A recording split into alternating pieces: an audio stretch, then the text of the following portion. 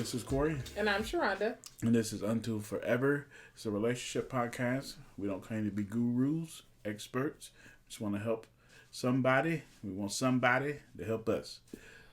As always, this is how you can find us. This is how you can get a hold of us. We would love for you to reach out to us, start some dialogue, give us some questions, suggestions, whatever. We would love to connect with anybody out there. Definitely. All right. What are we talking about? Okay, so thank you for joining us for another episode. And as you know, we're always bringing things to you from social media. So if you have never heard of Preston and Jackie Hill Perry, you definitely should give them a follow. Great stuff out there. Books, podcasts, all the good things. Absolutely. But the other day, Preston was answering questions on social media. Mm-hmm. In his Instagram stories, and one of the questions he got was, how does Jackie correct you without nagging? I want to learn.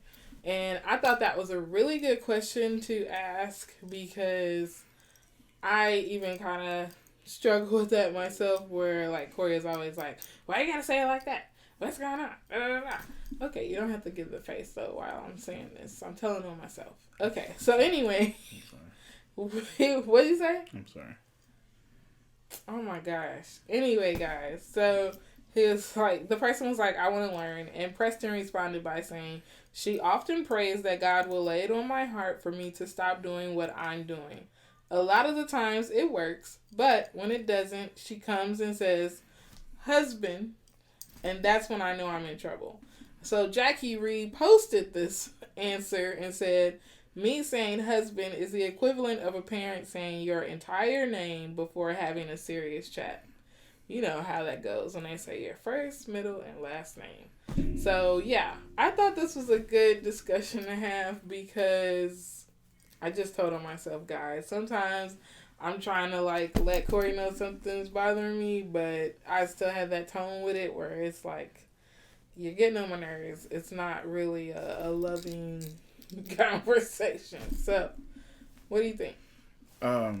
What I think about what? About Jackie Hill Perry? The topic, about us, about what Jackie and Preston said, all of it, all the things.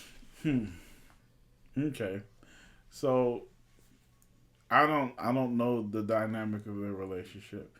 But it sounds like she's more of the in your face type and he's more laid back. Would that be a fair assessment? Yeah. Yeah. See, and but you've seen, so Corey's not really into, I probably follow people more on social media than Corey does, like, and pay attention to the stuff they post. So a lot of stuff that Jackie shares, like different thoughts on scriptures and stuff like that, like I'll send that to Corey. And she ain't no joke. Boy, she's dynamic. I love Jackie Hill Perry. I just, like she said, I don't be like I do work and I read and I have schedule, but in my leisure, this has become like my stress-free zone is scrolling social media. Yeah. So yeah. And eventually I'm gonna say wife. Oh, really? I'm teasing. Okay. So yeah, I get that, and I don't know. So something that I do a lot is even if there's not any issues or anything going on, I look for them, and I don't look for them like try to create them. Yeah, not like picking a fight. I make sure ain't no issues. I'll put it like that. So like if she's looking weird, I'll be like, "What's wrong?" That's annoying. I'm like, "What's wrong?" She gets tired of it, but I do that because she doesn't like. Get it out. Come on. She doesn't come out and say that things are bothering her. I have to notice it and I have to address it with her and then talk about it. Otherwise, what happens is this issue, the next issue, the next issue. She got like a 5-issue limit.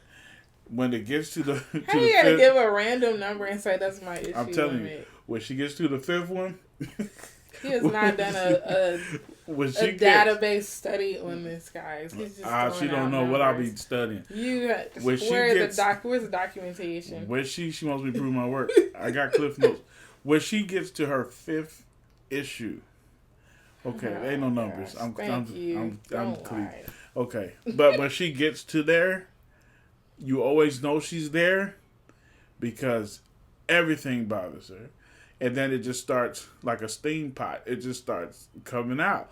And she's angry. Like and please, because I'm making you sound terrible. Yeah. Right, this is so fun. So she, it's like, so now she's, then she wants to talk about it. But at this point, it's really, there's no way to have a conversation at that point because she's angry about something and I'm trying to talk to her about it. But she's also being defensive because when she's angry and she's talking, you're not allowed to have, you're not allowed to win. You can't win the argument because then she'll pull something out from yesterday. Well, I don't care. You left that stuff on the floor. What's the stuff on the floor got to do with? What are you talking about? Like she'll come and hit you with a curveball. It's like, good Lord. So it always has something to do with. No, it don't. So to try to minimize those encounters, I try to catch issues. I can't even have a regular day where if I'm not walking around here like Joan Cleaver smiling all the time, then he's immediately like, "What's wrong?" And sometimes it's just personal thoughts that I'm building in my mind. And he's just, "What's wrong? What's wrong?" But I know how Come her on, mind. talk to me. You know how I work. You know how this goes. Come on. Oh, I know how her mind works though, because she's telling on herself. She does that. She does have it starts going in here. I overanalyze things. Yep. That's how my brain works. So I tried to catch it before it goes too far. Oh my God. And say it's not as bad as it seems. Let's put it out in steps. Everything's cool. Kumbaya. Kumbaya. Hallelujah. See my tie, my tie. Oh my God. And I try to help to mitigate. I'm gonna use mitigate. That's a good one. To mitigate. Mitigation. Yeah, before it gets too far. So I guess all in all, it just depends on how do you bring things to me without sounding like you're nagging. He doesn't. You tell me how I bring them. You don't. Yes, I do. What happened? Wait a minute. What things? What things are we talking about? Like dinner. So, like, we have very busy schedules, and Corey's pet peeve, it seems, is last minute dinner decisions. Like, he feels like it should just be planned out. And it doesn't always work out that way because, well, Corey had surgery on his foot, and so we weren't coming home for lunch. Oh, Lord. Blame it on the surgery. We weren't coming home for lunch. So that's 2 months of not coming home for lunch because that was like a thing we did together. We were both working in different buildings at the time. And we would meet at home for lunch and eat something for lunch. And then when I would leave for lunch, I would take something out for dinner. That way, it was already thought out. But now, it's like we have after-school activities for our son. He's in Taekwondo. And when Corey had his surgery, we weren't coming home for lunch. And then our daughter, Kirsten, she was in the school musical. So she was having rehearsals like once or twice a week. And it just became like the evening didn't wind down until 6:30, 7 o'clock. And so if I hadn't taken anything out for dinner, we were either buying something or it was something like really quick happening, like noodles or I don't care what you guys eat. Just go in the kitchen and find something type thing. And that's like a pet peeve for Corey because like he wants to like, what's for dinner? What's for dinner? What's for dinner?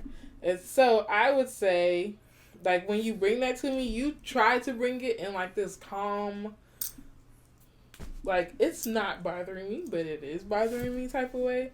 But it doesn't matter because I feel like the worst person ever when he's talking about it. Which is why I don't bring it to her when it's bothering me.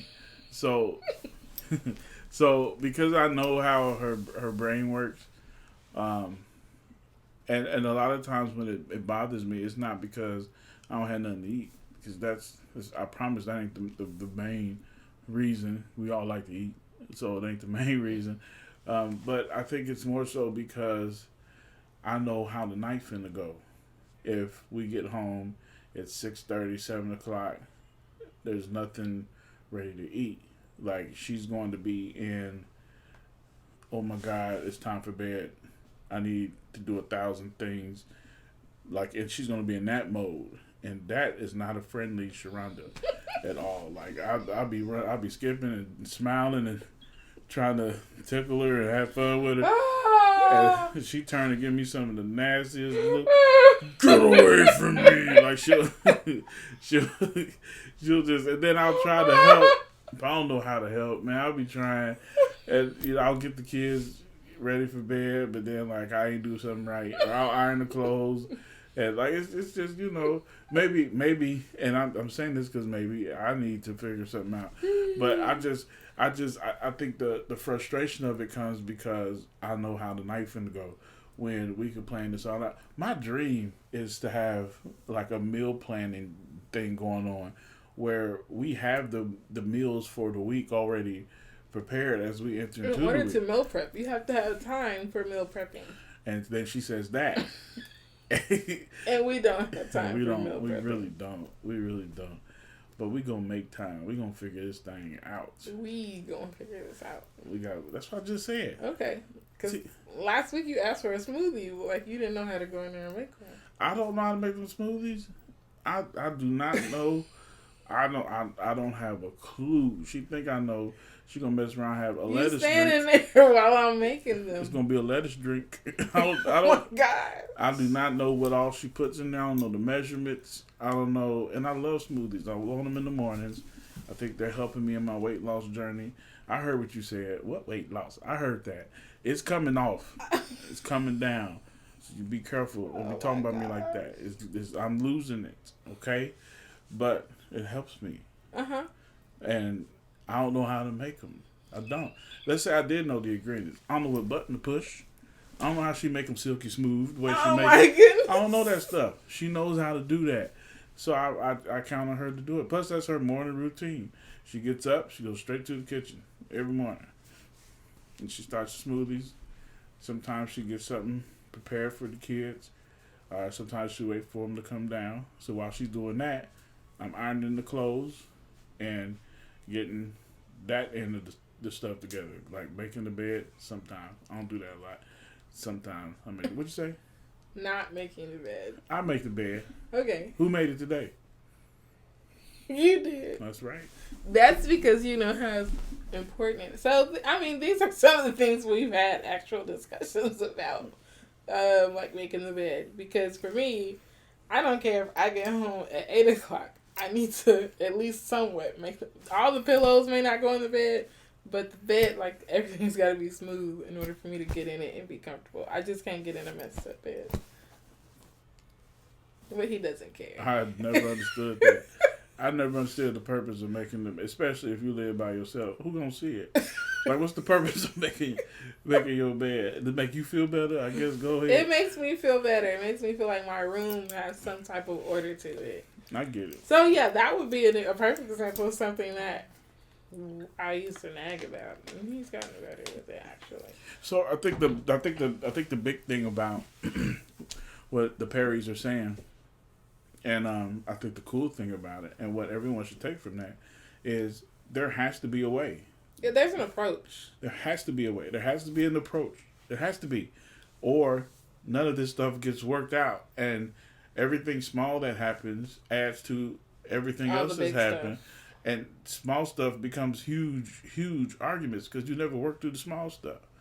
So I think that's something that we should all be asking ourselves is how do we maneuver or how do we approach? How do you address it? How do you address? Yeah, approach, address. How do you do it when you have these issues? What do you think? Why is it important? It's all about communication, which, we can never stress that too much. Man, if there's something that we've talked about more than anything else, communication. it would be communication. It would be communication. Yeah. I cut you off, sorry. It's fine. What? What? Yeah, go finish your thought. Okay, so, yeah, I think it all boils down to communication. You want to make sure that you keep those lines of communication open between one another. And when it comes to those little things that get under your skin, that are nagging, you can say them in a playful way, but deep down inside, like, hey, you do this one more time and I am going to scream. So, I think there needs to be some type of even communication about how that can be received, because for me, we kind of just told on ourselves with that one. It doesn't really matter how Corey brings something to me. Like, he could be yelling at me. I'm going to take it. Not that he has. He could be yelling at me, and I'm going to take it like, oh, you're yelling? But if he's not yelling at me and he's saying it in a calm voice, which he does, if he's saying it in a calm voice, like, I'm still taking it as if he were yelling at me, because I am like twice as hard on myself as anybody else is, because I'm thinking that everybody is hard, and that's just my natural makeup. Thinking that everybody is hard on me, and so I'm twice as hard on myself because I'm thinking everybody is hard on me. And so if I'm twice as hard on myself, then hopefully nobody can bring something to me. So when Corey brings something to me, like, makes me feel like I'm failing and I'm not good at this, but he's not bringing it to me like in this attacking way, like, hey, you're failing and you need to fix it so you could stop failing. He's saying, like, hey, how can we work on this so that this gets better? And so it also, it's all about the way you receive it too. Ooh. I guess that was good. So it's all about the way you receive it, because if you can't receive it, then it doesn't matter how the person brings it to you. And so for me, it's like I have to think about the tone he's delivering it, and it's coming from a place of love and concern. And then I have to, like, soak it in and let it marinate, and then think about how to approach it from a problem-solving point of view. And so, I don't know. I think those things are important. How it's shared, to keep the lines of communication open, so that there is nothing swept under a rug. And I think that, we just witnessed those relationships around us, older and younger, and around the same time as us, that, those little things, like, it's like a dripping, it's like a water drip in a ceiling. And, like, it starts out where it's like this small drip and you don't notice it. But then after a while, it, like, starts to wear on the ceiling tile and on the floor. The floor gets warped and it becomes this huge leak in the house.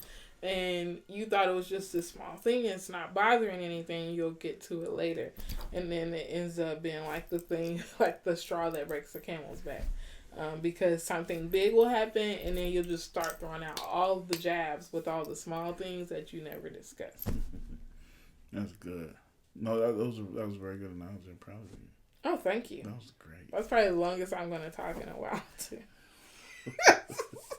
So I'm in this group of preachers, and every week we meet on Zoom and we study scripture together and we talk about stuff. And one of the times that we just had conversations, we were talking about delivering bad news or having hard conversations. And one thing that stuck with me that one of the preachers said was that he always asked God to speak to the person before he speaks to them. Ooh. Yeah. So. Which goes back to what Jackie was saying. Exactly. Yeah. So I think that is major, and I know Well, first you need to know this. We're Christians, like, to the bone. Like, we love God and we follow God, and we're going to include Him in everything we do. So if you're watching this and you're like, they always say God, they always say pray, that's because that's who we are, and that's not going to change. That's what we do. So always pray. Like, when it comes to that, like, if there's something that's really bothering you about your spouse or the significant other, the person you're in a relationship with, and it's really bothering you, trying to figure out how to address it, pray first. Pray first. And ask God to change that thing, because He will. Like, God will literally step in and be your grace in that moment and change the situation for you. Or it may be that God needs you to learn how to have that hard conversation. Oh. And He knows how to soften the ground before you get there so that that conversation is received. And I'm telling you right now, the last couple of difficult conversations I've had, God had to be there before I got there. No, I was wrong. Well, one of them might have been. I'm just playing. So y'all see how fast you look at me? I be in danger. Don't even know it. But it had to be God. God had to be there before I got there, because there was no way them conversations were supposed to be that smooth. And that's just how good God is. So more than just thinking of a method or a way, because we have a way, it's our nature, human nature, to be manipulative. You know, we'll tell them a little bit of it, but not all of it. Like, you're doing yourself a disservice at the end of the day. If my wife is doing something I don't like, and instead of me telling her I don't like it, I just tell her a piece of what I don't like, I'm not helping anything. Hey. I'm not helping nothing. I'm making it probably worse, because when we have the conversation again, she's going to say, didn't we just talk about this? I stopped what you didn't. Well, it's more to it. No, just figure out how to have the conversation. Be open and honest. Be ready to receive the reason, because a lot of times when your spouse is doing something you don't like, it's because of something that they don't like that you're doing. Like, yeah. It's really that. You didn't get that? I did not. Okay, so I did not get that. So here we go. You ready for this? I'm ready. So I don't like that my wife waits till all the laundry baskets are full to start washing clothes. So if I sit down with her and I say, Sharonda, what's your problem? Like, I don't like, I ain't gonna lead like that. I almost jumped. Y'all see how fast she moved? I'm glad y'all gonna see. They gonna see you, Sharonda. So I'm not going to say, hey, if I go to her and I say, listen, these clothes are getting out of hand. You need to do something about it, okay? No, I'm not going to do that, because her response is going to be, what you going to do about it? You can wash them. You can wash these clothes just as well as I can wash these clothes. So, you know, a lot of stuff that I don't like, I also need to look at what I can do to help the situation. Mm-hmm. Like, it's... So when I leave out of this room, I'm going to check the laundry baskets, because I feel like maybe they're full, and she's saying that because it's been a week since I've been injured. I had surgery. I couldn't wash clothes. So you're not going to put that on me. Ooh. I couldn't wash the clothes. Oh, okay. I'm just saying, make sure we're approaching it from every different angle, and make sure that the conversation you're having is an open conversation, that also the person, you're praying that person receives what you're saying, and that it's coming from a place of love too. Yes, a place of love. Because you could also be very well, Sharonda's already said that. I ain't gonna say it again, but I will. That because sometimes when she's mad about something, it's sharp. It's sharp and it cuts. And I'm like, oh, why you say it like that? Like, what you trying to say? But there are times I need to hear it that way too. So maybe she prayed. 9 times out of 10. Why you say it like that? Maybe she prayed. Because I know you didn't. I ain't prayed about it. God, he get on my nerves. Maybe she prayed. I'm finna tell him off. Oh gosh, I think it's a good point that you brought out though about praying, like how Preston said Jackie does him, like she prays for God to reveal it to him, and that could totally happen, but that doesn't mean that it's always going to happen. Sometimes the growth in the relationship comes from you all just handling it in a mature way and having to deal with it. So I would say when it comes to the small things, if you can learn how to talk about the small things that are just little nagging things, then it will more than likely help you with being able to communicate about the big things when they occur. Wow. Because no matter how great your marriage is, big things are going to occur. Mm-hmm. And it doesn't always have to be an affair. It doesn't always have to be bankruptcy, but something big is going to occur. And you will need to communicate about it. So if you can learn to maneuver and how to approach the small things, then over time, the big things will become easier to address as well. That's good. Yeah. Well, I think we're finished here. You think so, huh? I think this was great. I think Jackie Hill Perry made a post that she didn't know she was going to bless so many people with. Sure. And I hope Preston. that the way that we... Oh, sorry. Preston. We don't see... And I wonder if people do that. Do you think Preston get tired of that? Jackie. Ain't nobody talking about me. You think he be doing that? I doubt it. No, I seriously doubt it. I'm sure that if you knew half of her story, you would know that it was literally orchestrated by God. Oh, yeah. Look her up, please. Shout out to Read her Jackie Hill books. Perry. Big time. Listen to her music. Good stuff. Follow her on social media. Yep. All right. So, thank you guys for listening. Contact information is here, there, everywhere. Everywhere. Mm-hmm. All right. You never know how to end, do you? I don't. I think we should end by staring in each other's eyes. No, I think we're not doing this again. Why not? Thank you guys for joining us for another episode of Until Forever Where you podcast. Going? Did you leave? We'd love to you trying to run away from me? In the comment section, in our inbox with responses to the episode, and any suggestions on how Corey should be able to wrap up the show. Thank you. I think I need to have a conversation. Like, share, tag, follow. I don't like how you subscribe. Every time I talk, you interrupt me. I can't get nothing. I mean, just one time I like to end regular. All right, we're going to end regular. You ready? Okay. Everyone have a great day.